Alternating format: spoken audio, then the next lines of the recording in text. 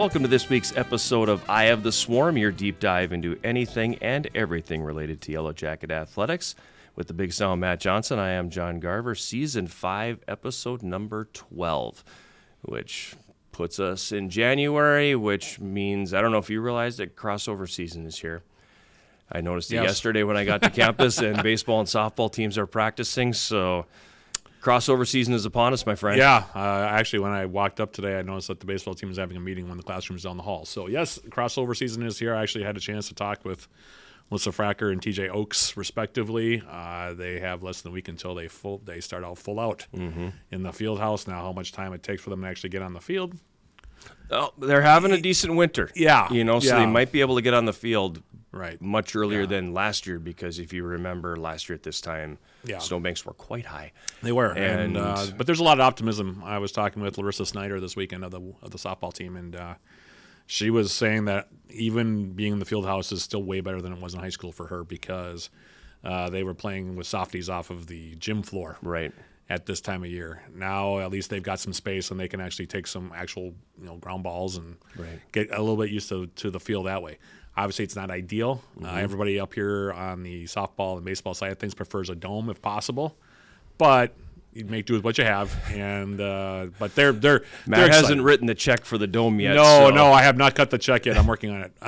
But suffice it to say, both teams are excited, and we'll see what they can do, because both teams had good finishes last year. Yeah. Of course, we're still in the throes of the winter season. We are. And, yes, we are. So.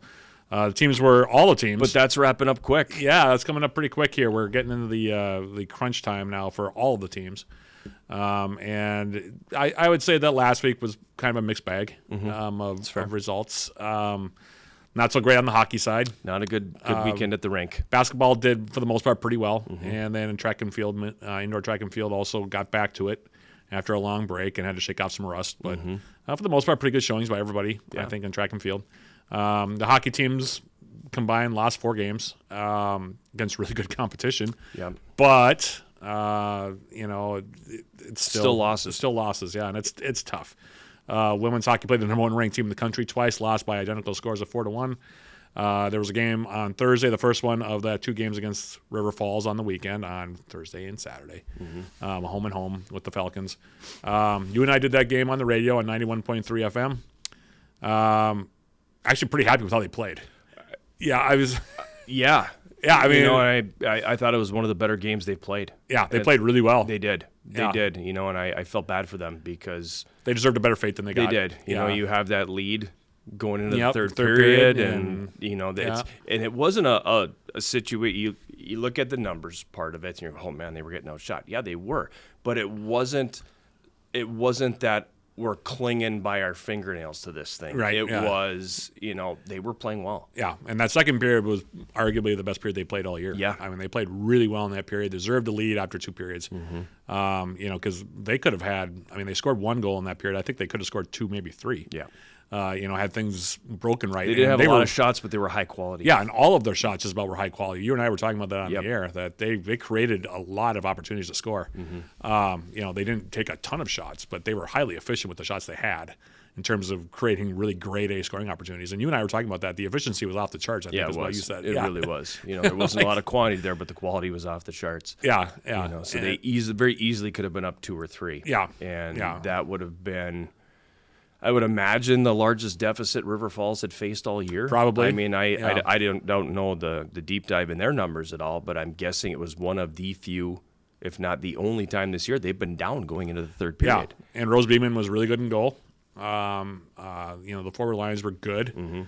Everybody was skating real well. I mean, they were up for the challenge. Yeah. And it's too bad they ended up losing at 4-1. There were some questionable things that happened at the end of the game, but as far as decisions made by the referees, and I'm not going to name them, but they deserved a better fate than they got, and it's sort of been a kind of a recurring theme, I think, for them, that they've had quite a few games where that's been the case. They still have some very winnable games coming up. They do. Stevens Point. Still have one more with River Falls. Still have another one with River Falls, and then they have some games with Northland and Stevens Point coming up. So hopefully they'll be able to position themselves. They want to get to that number 3 seed. That's their goal right now. And if they play well the next couple of weeks, I don't see any reason why they can't get there. Right. Men's hockey, A little bit of a letdown, I would say, probably. I mean, you were there. You called the games. Difficult weekend. Score 1 goal in 2 games. Yep. You're not going to win much, if at all, when that happens. And, well, I mean, you, like I said, you were there. Didn't give up a ton of goals, but just. No, they didn't. It seems like it's worse than it probably is because you're coming off of a 5-game win streak, and now you're on a 3-game skid. And so if it was a win one, lose one kind of thing, you probably don't feel as bad about it. But because you won 5 in a row and now you've dropped 3, you're looking at this going, oh my God, this guy is falling. Right. It's not, right.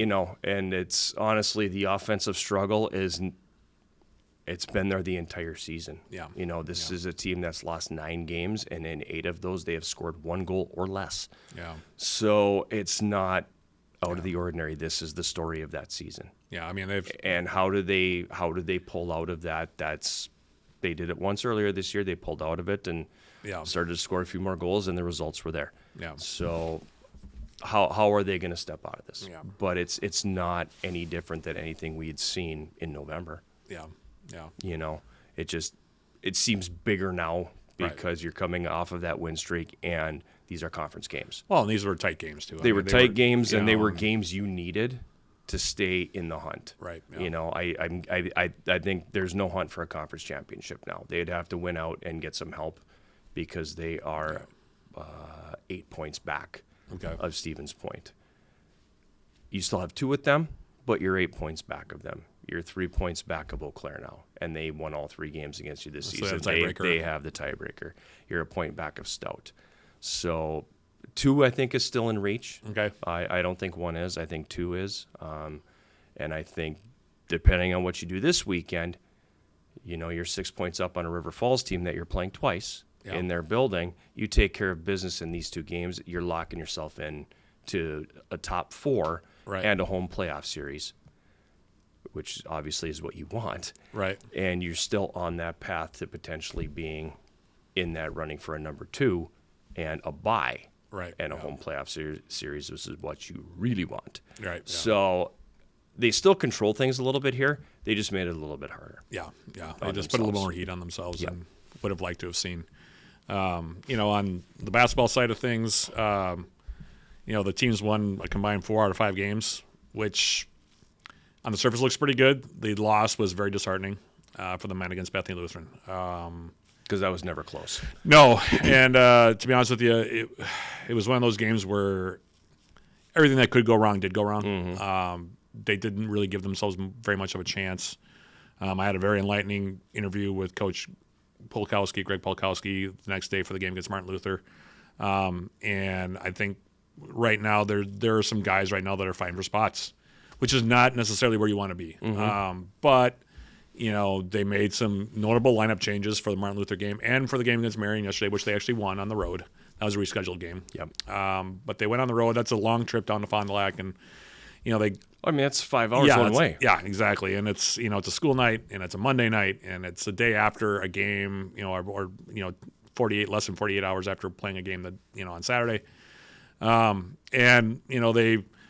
I would say they grinded out the win against the Martin Luther. Did some good things. There were some mistakes in there, and it was pretty much the same story against Marion yesterday. They were much more efficient offensively. Yesterday they had a few more turnovers I think than Greg would have liked, but shot the ball a lot better, and they shot the ball much better from 3-point range against Martin Luther too. Struggled overall from the field, but did enough to get the win, get the 2 wins, and they're now 12-6.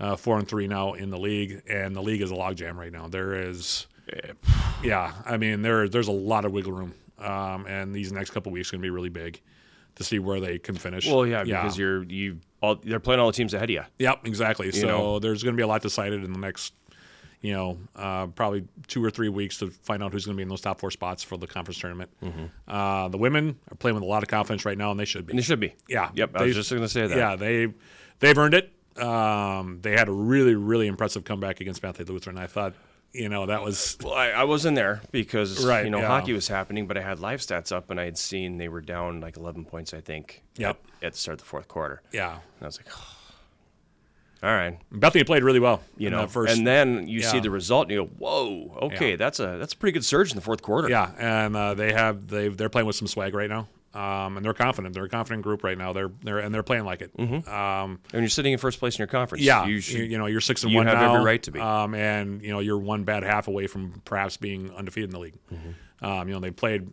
I was thinking about it. They played 8 halves now the last 2 weeks, and they've probably played 6 good halves, 2 bad halves, and 4 really good halves. Mm-hmm. So they're playing really consistently right now. They're getting contributions across the board now.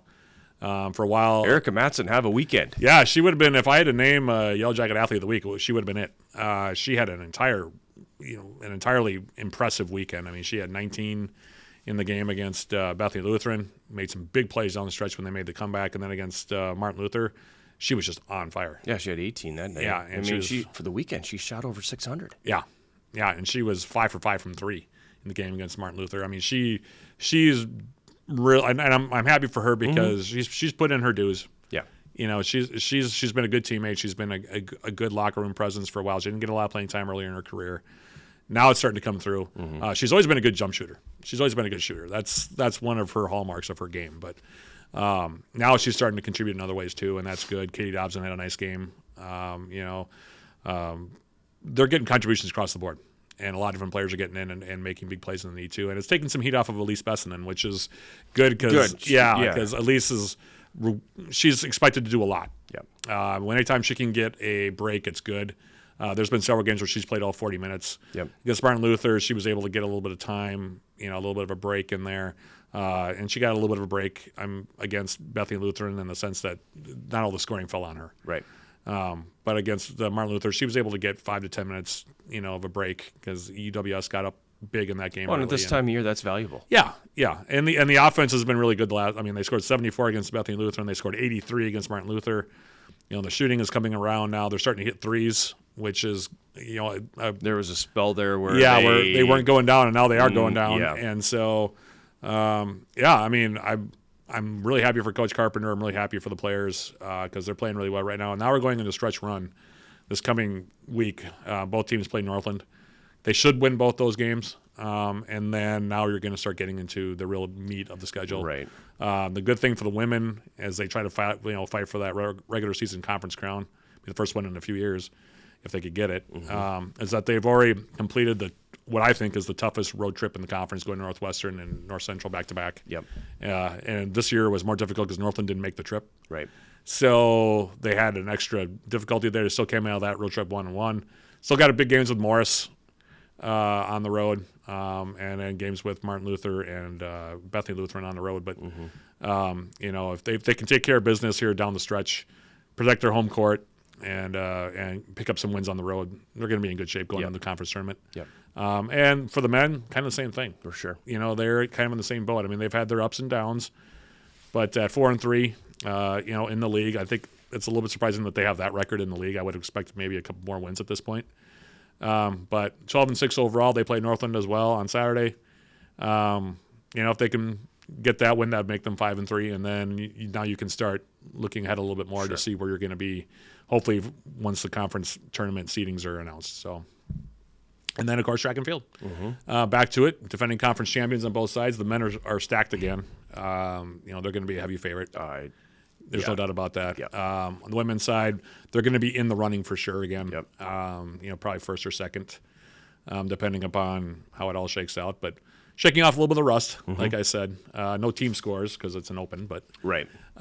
Still, There was some good performances. There were some good performances in there, and I'm not going to go through all of them because there's a ton of them. But I think coming off the break, I know Glen doesn't like having that big of a break from your first meet to your second meet, but. Now they're going to hit it hard and heavy. They've got 4 meets now coming up between now and the conference title and the conference championships, and we'll see what they can do. Yeah, they've got Garrett Lynch did Garrett Lynch things last weekend. We got 2 first place finishes, and I know he'll be competing. They're going to UW Stout this weekend for the Warren Bolus, and that's a 2-day event with the multis going Friday and then everybody else coming in on Saturday, and I know he'll be competing in the multi. I would assume it'd be Garrett and probably Alexa would be. Yeah, and I think Earl Foster as well. So I think there's 3 of them that are scheduled to compete in both days of that. So, you've definitely got. Yeah. So, there's, I mean, And then the teams will make both teams will make the full trip down on Saturday. And then the other one is men's tennis. They compete this weekend. So the spring sports firing up a little bit there. They've got Carroll on Friday and Whitewater on Saturday. So big matches for them. Right out of the gate, he's conference champions again, returning, and a lot of players returning from that squad. So expectations are going to be high. Mm-hmm. And they're 1-1. For those of you who don't remember, they played a couple matches. They did. And I'm looking forward to see what the women can do too. They're 3-1, it's and they're deeper this year. And they're deeper this year, much deeper than they were last year. And the men, of course, like I said, defending conference champions. So, like you said, we're in that crossover season now, where the winter teams are starting to gear up now to see where they can place and where they can be for their respective conference tournaments. And we'll see what the spring teams can do here over the next couple of weeks too. Once baseball and softball also get kicked up. So. Speaking of spring teams, we're going to take a timeout, and when we come back, we'll do the track and field thing. Well, not us. We're not going to. No, we won't be doing it. We're just going to talk about it. Because we'll have Glen Drexler and Ethan Westimayer from the men's track and field team come in and talk a little bit about Twin Ports Open last weekend and what all is going to be coming up for the rest of the indoor and the upcoming outdoor season as well. Exactly. So we'll have that right after this break. You're watching Eye of the Swarm.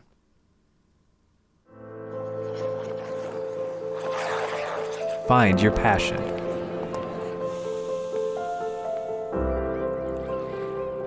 Find your people.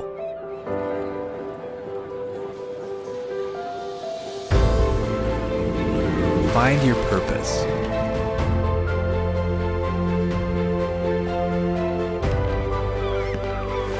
Find your superior. We're back on this week's episode of Eye of the Swarm, and it's time for us to talk indoor track and field. We are joined by head coach Glen Drexler and Ethan Westimayer from the men's track and field team. And the month break between the opener and the meet that you host is behind us, and you got your first competition of 2024 in. So let's talk a little bit about it. What did you see from your two teams that was good, and what did you see some of those things that you need to work on through that first day? So after every meet, like immediately, first thing I tell the team, I hope it was a good day. Especially when I'm hosting, because if I'm hosting, I'm running around like a chicken with my head cut off. So I'm just trying to run a meet, make sure I'm taking care of all the things that need to happen so the meet can happen. Plus, on top of that, this weekend we had recruit day, which was a fantastic day, by the way. Brings its own challenges, but ultimately getting a chance to get all those recruits out and seeing our team. So with all that being said, I don't always get to see everything that I'd prefer to see.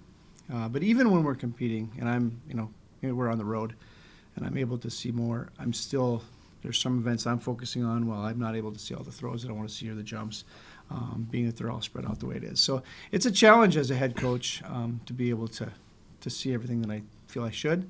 And so I have to absorb those results on the bus ride home or when I get home or whatever it might be. So I can know how we did, because until then I hope we did okay. Everybody's still standing, kind of thing. But for the most part, you'll usually hear some good things happening. Somebody will come over, hey, so-and-so just did whatever. And I'll be like, sweet. So I'll have a little bit of intel over the course of the day, but not always as much as I want immediately. All that being said, we had a great day on Saturday. How do you navigate that? Because there is so much happening. There is so much happening all at the exact same time. You've got jumping over here, you've got throwing over here, and there is no way for you to see everything you want to see. So how do you navigate that? Do you go in kind of at the beginning with a plan of, okay, this is the time this event's happening, and I need to make sure I'm seeing that? Or a little bit, yeah, but mostly two things. One, we've got some awesome athletes who are, we try to prepare them as best they can so they can take care of themselves. Two, I am blessed to have a fairly substantial group of assistant coaches who can cover the specialty events that need help with those things, technical stuff.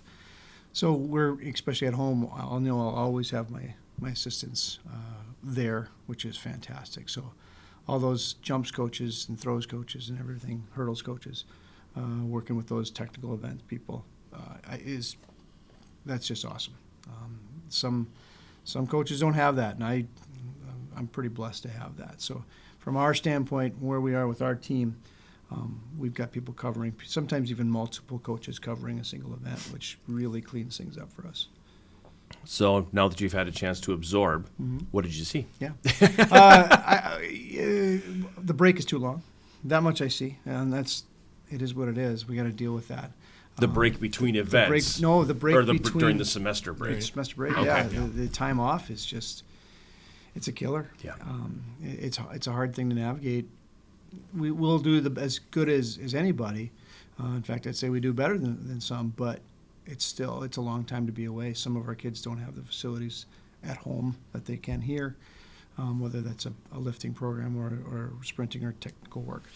Not being able to vault or high jump or throw for a month or more is a tough thing sometimes. Mm-hmm. Some of those individuals have some space, and for those people, we'll send some stuff with them, whether it's equipment or they'll even like Garrett Lynch. He found availability at another facility to go do some vaulting in, just so he wasn't completely off the runway for a month and a half. So it's helpful when they've got that space and availability.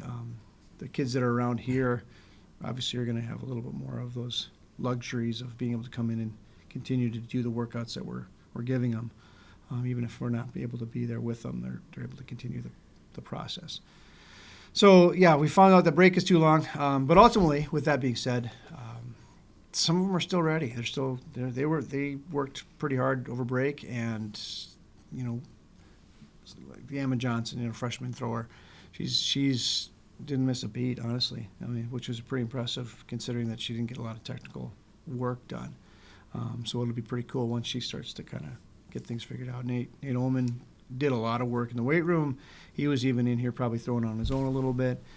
So when those things are happening, he's preparing himself, and it showed because his consistency with his marks were really good.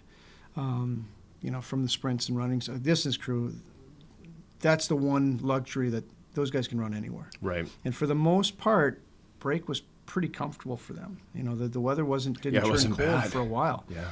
And so they could get a lot of work done for quite a bit, even on the tracks back home. So those things all happened really well.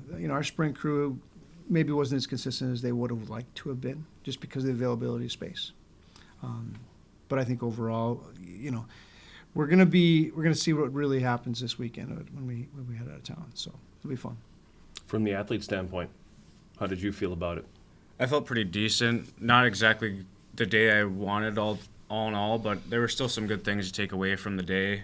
Like Glenn said, not everyone has some of those amenities back home that we all have around here. I personally train on a dirt road, a couple of those for like a week straight, and then just kind of lifted whatever I could find and just try to make everything work as best I could. It's hard to go from the facilities that we have here to the facilities that we have back home. There's no tracks anywhere nearby me, so to go from sprinting such a short distance inside, kind of a lot of control there, and then you kind of lose a lot of that when you kind of leave your comfort zone there. I think that was probably the biggest thing for me, and I learned a long time ago how to kind of mitigate some of those losses that you're going to have over break, but they still happen. Right. It's not going to be perfect.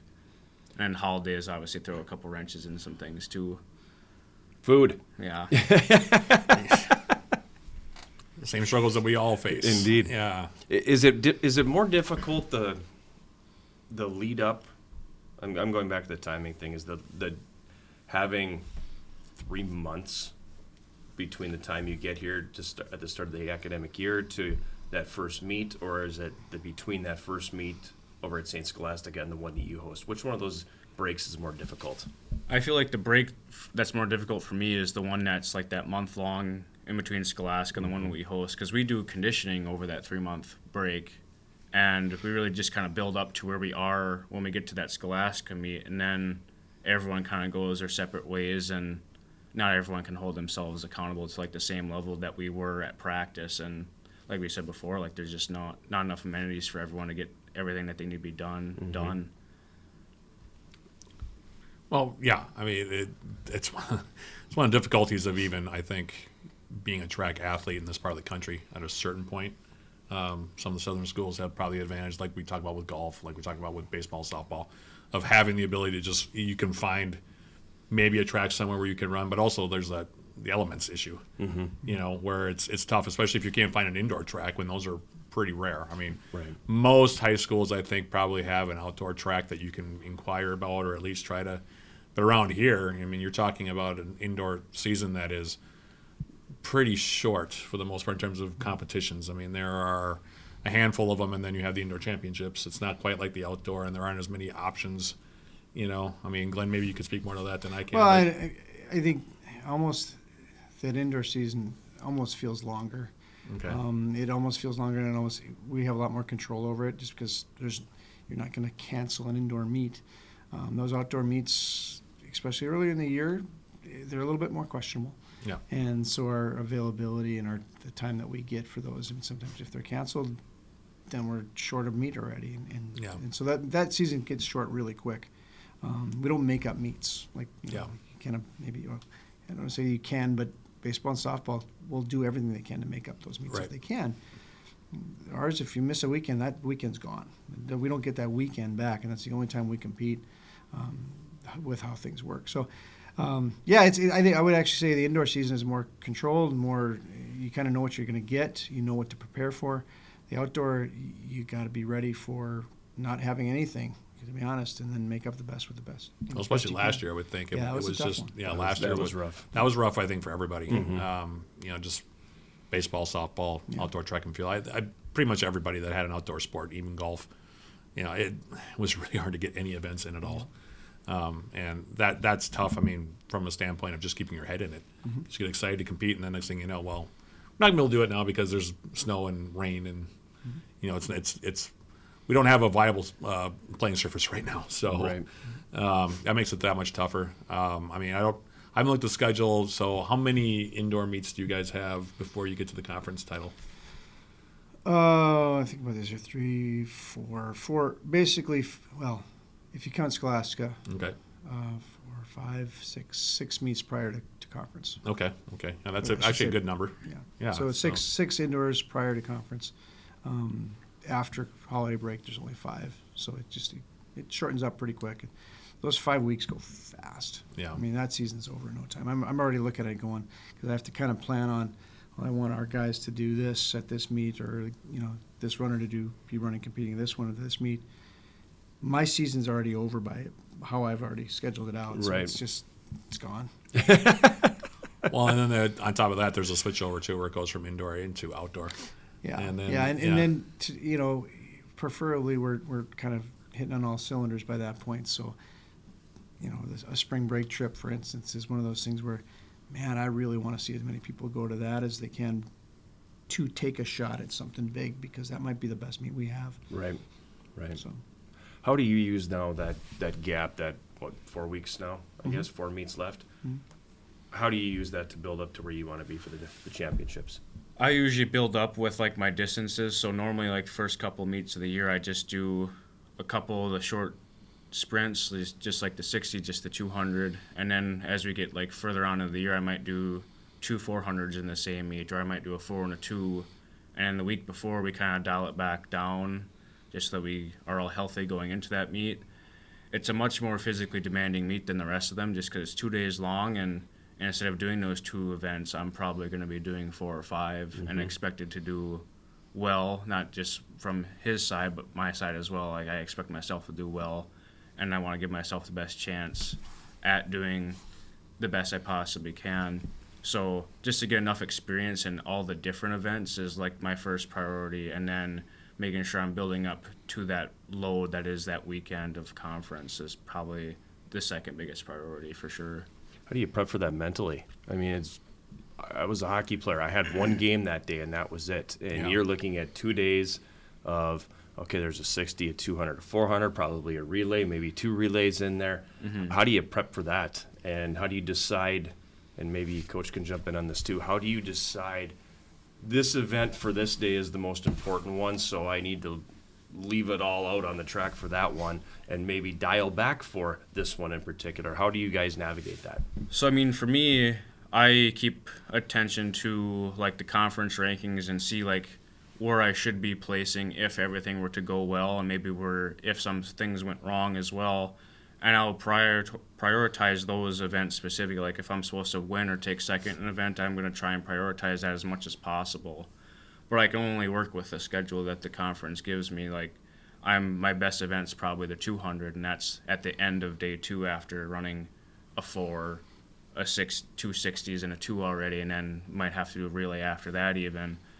So really, it probably depends on the person, like what they really want. Let's say Ian Matheson, for example, like his event's probably the 4, and that's his first event on day 1. So, I mean, he gets to go all out for his favorite event and then kind of see what happens after that. And, I mean, we get to see at the end of day 1 kind of where we stand as a team and maybe see what we have to do for day 2 if something went wrong, or maybe we can lay back a little bit if we're in a really good position. But it kind of depends on the year and the athlete, like how you're going to prepare. The biggest thing for me is just like the nerves before the first race. But I mean, after you get the first race kind of out of the way, I mean, there's no time even to be nervous anymore. It's like 40 minutes to an hour in between each one of those races. I mean, it's kind of a quick turnaround. There's not really that much time for you to have with your own thoughts, which is actually not a bad thing for me. Right. You just kind of go from one race to the next and kind of hope for the best. Mm-hmm.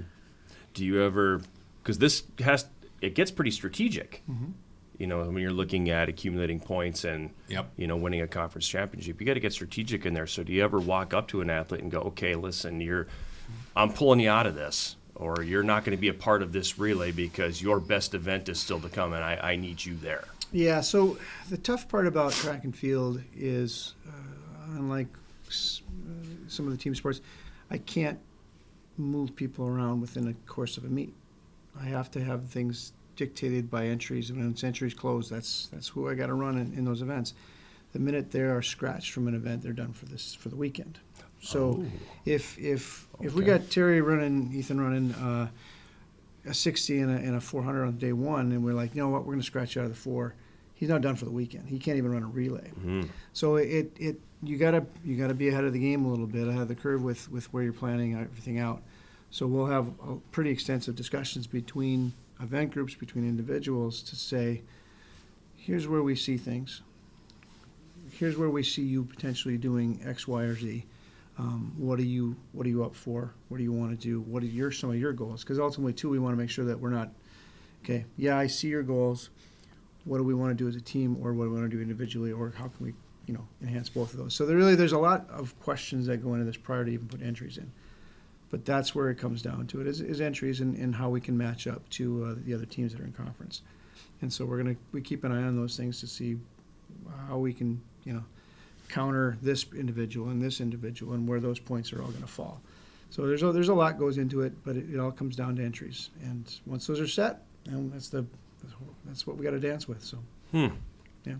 I guess that's interesting. I didn't realize that. It makes it hard, and it's where it's, for me, watching our teams play and the defensive strategies and the offensive strategies they have is really fun, and those are things that I kind of want to have, but all mine happens on the front end before the game even plays. Right. So it's like, okay, here I got to play it all out, and I play it out about a gazillion ways before those entries close, so I can just kind of have an idea of what to expect. All his in-game adjustments take place before the game is played. Exactly. Yep. Yeah. I mean, the only movement I have is within the relays, because those, you don't have to necessarily set your individuals. You can use the people who's still eligible. So if they haven't scratched from anything, anybody on the team is eligible to run in a relay. And that's the one place where I have fudge room. And so I might pull somebody back at times off of, we were expecting to run them, but you know what, I'm going to reserve them a little bit more here so we can, and we may run a team that isn't necessarily our A team in a relay, because we know we can still get what we need without hurting somebody else. Sure. So that's the one slide I have, with as far as shifting people within the meet. But it's tough. I kind of wish there was an opportunity for a little bit more of that moving around, because it could make it fun. Sure. Especially for us from a coaching perspective. But that's how the rules are. Have you ever walked into a coach and said,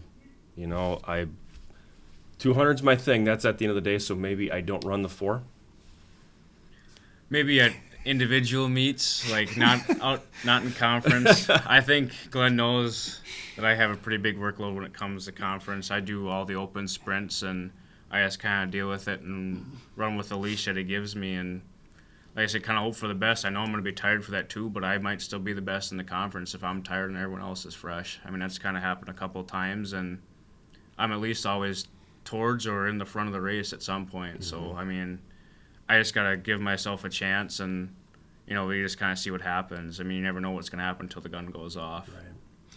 And I think there's, with individuals, and that's the tough part. Over the years, we've had different discussions on where we're at score-wise, and sometimes I'm expecting something different from the conference meet where I think it's going to be closer in a certain situation. So I'm asking sometimes more of Ethan in those situations where I'm saying, this is where I think we might be at the end of day one.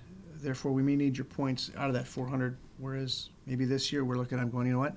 We don't need you in that 4. You can be a little fresher coming into day 2. So there's always those things going on. Ultimately, we'll talk as a team. What do we want to do? Do we want to try to is winning conference our goal, or is it about having a bunch of individual champions and just focusing entirely on that, and then see where the cards fall for the championship side? So there's a lot of things that go on. Since we've joined the UMAC, our team focus has been winning championships. It doesn't mean it always is going to happen, but that's it's worked. what's the so goal, the focus is good because it's worked. So, yeah, but I mean from both sides, men and women, right? I mean, the thing about it is, we got 2 totally different teams. I mean, the men's team has a lot more depth. The women's team doesn't have that depth, so they got to rely on every single body, every single point. And sometimes, and I say this to these guys, I think they see it. They don't always see it. This may come to a little bit of a difficult discussion at times, but our women go into those championships, and they fight so hard. It's so awesome to watch what they do. These guys, at times, I say would coast a little bit, and to that, maybe that's on us as far as how we called out. Yeah. But I come back to it. It might be on me because of they already know, like, hey, by how we've played this out, we're going to be so far ahead by day 2.5 that we don't have to worry about it. Maybe I need to allow them to have a little bit more of a sweat to it and see what they can do. Sure. So I think they're aware of those things. But like I said, watching those women though, they know they've got to give everything, and they don't have any fudge room. We got to have every single one of these points that I'm going to put down on paper, and if we can do that, we'll give ourselves a chance. These guys have had a little bit of a luxury. I'm not saying it's going to last forever, but they've had that luxury of being able to get ahead and basically just kind of ride that out. Well, and that brings up a question I have for Ethan then, as an athlete. Knowing that you have a really deep team, knowing that there's a lot of guys that can perform and get points for you, does that ever also play into how you want to run a meet? I mean, is that more of an individualistic thing for you? Because knowing that you have really good teammates with you, if you're not feeling up to something, you know that the other guys can probably pick up the slack. I mean, does that ever come in at all? It's much more relaxing, especially. I would say it's just more so for conference specifically, but it's much more relaxing knowing that I have 5 or 6 guys right behind me that are willing to pick up what I might be able to leave off the ground.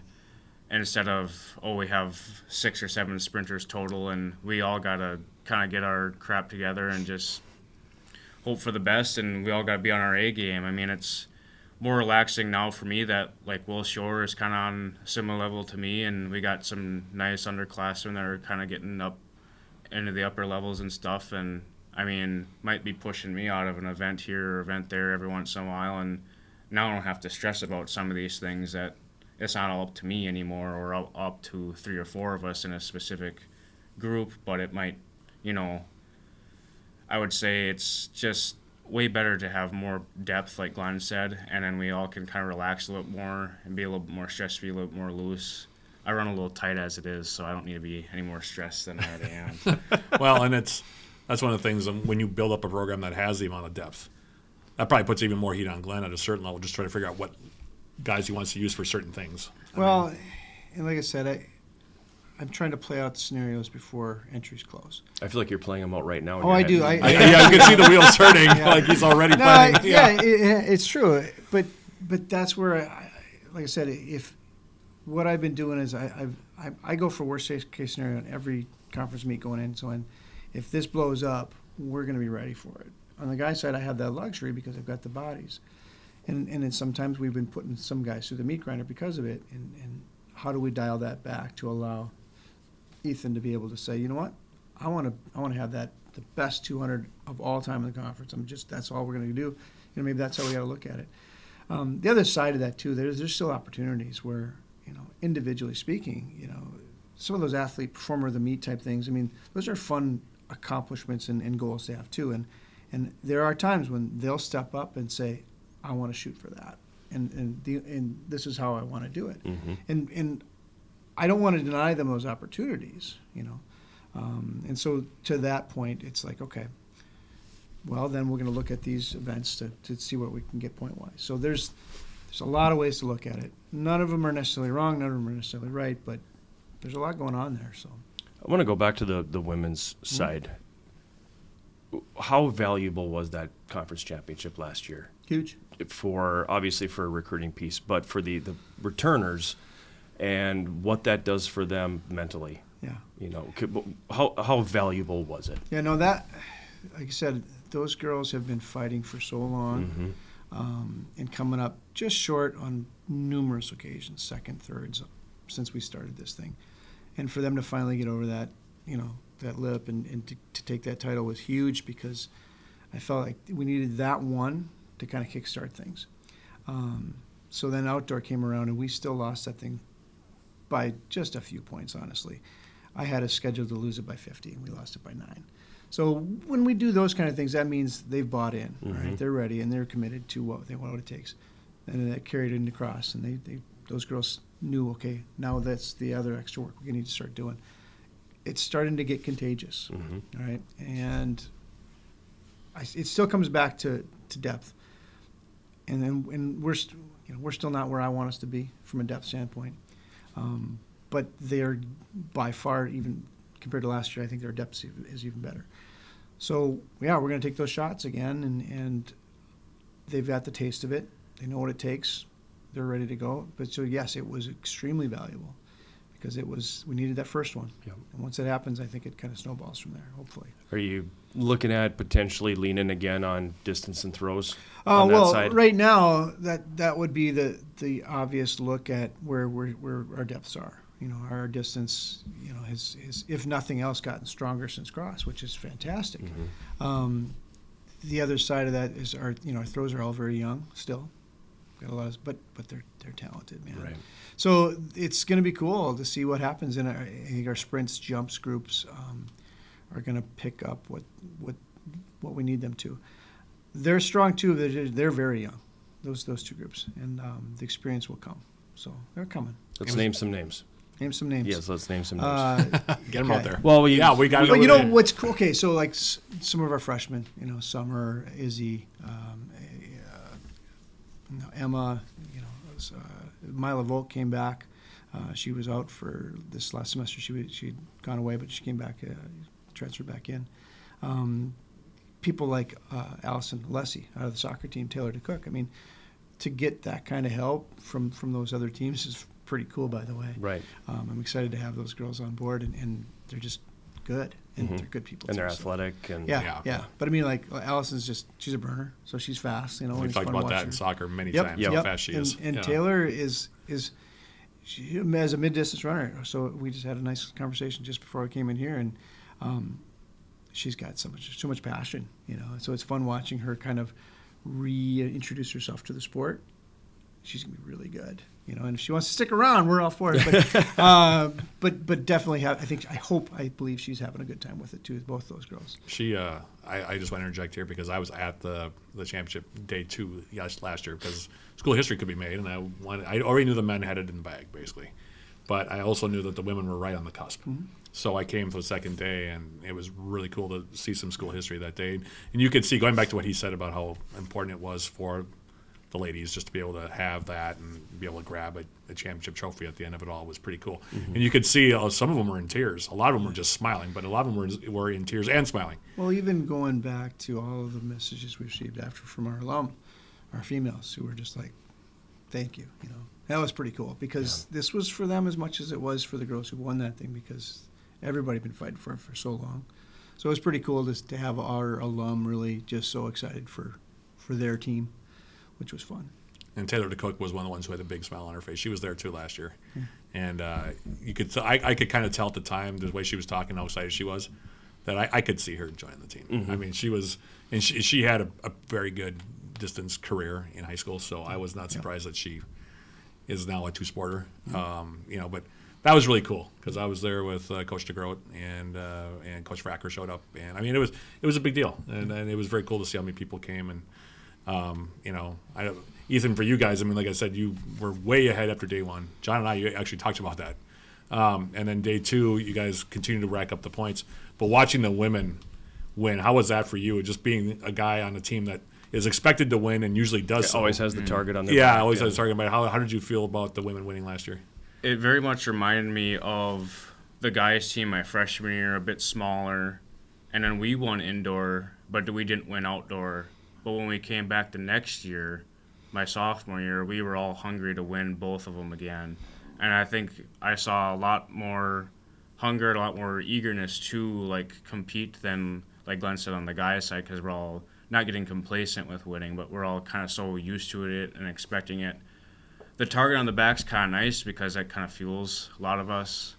We know that everyone is coming out to get us, and we kind of thrive on that, especially on the sprint side. We like to take up the whole fast heats of some of the sprinting events and like to be half of the finals for the 60 and stuff. We like to be announced up on, for outdoor, they like to announce your names, each lane. We like hearing our names announced over and over again, just to kind of remind everyone that we're still kind of the target on the back, right, and we're not going anywhere anytime soon. Well, you can look around, you can be like, wow, we got a squad. Yeah. That's very comforting. As a former athlete myself, whenever I was playing on a really good team, I always was like, okay, we're ready to roll.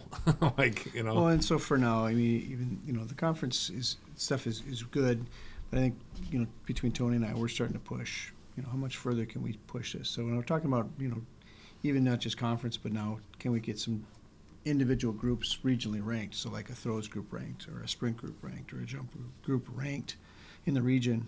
That's kind of some of those next level goals that we want to start pushing, and we're starting to have those conversations. And those are difficult because that's another level of commitment that I think a lot of our kids are on. Mm-hmm.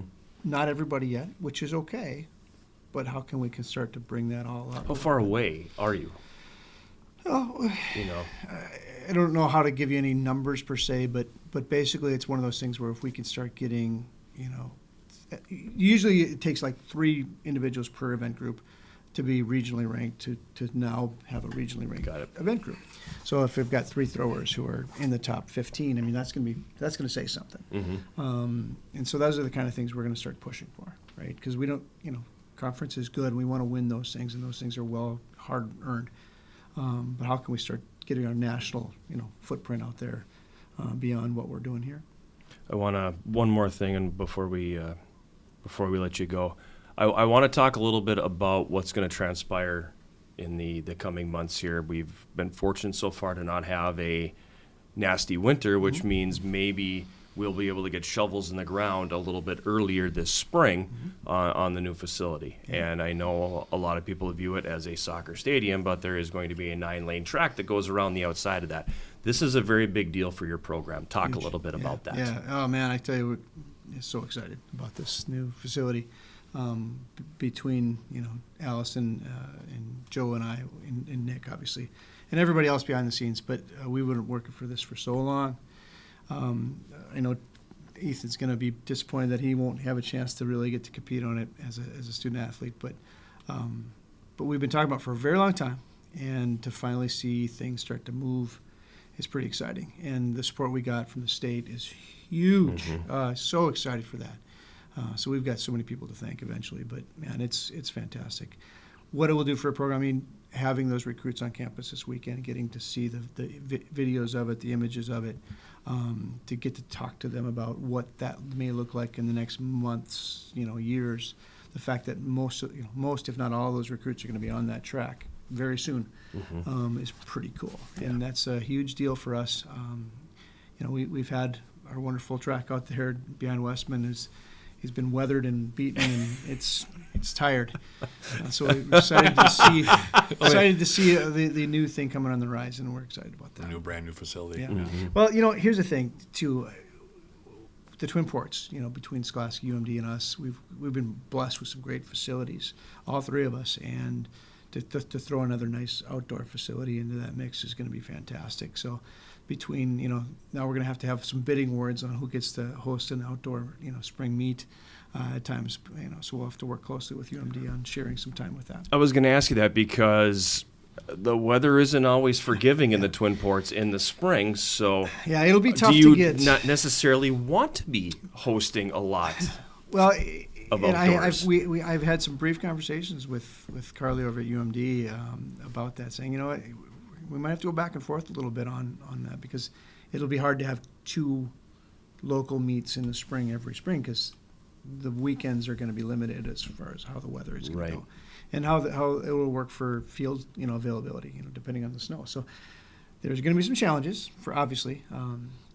So from a general regular season meet perspective, it may be difficult, but from a conference meet, by that point, we're fingers crossed we'll have some good weather. And the last conference meets we hosted here outdoors, day 1 was like 90 degrees. It was beautiful. It was fantastic. And then the wind shifted and it got cold. And so those are going to be questions we'll have to, deal with and situations we'll deal with. But to have the facility to start with is huge. And the preparation as far as direction of runways and all the options we'll have with it, I think are going to be really useful to being able to host regardless of the weather, even as cold as it may or may not be. How nice would that have been?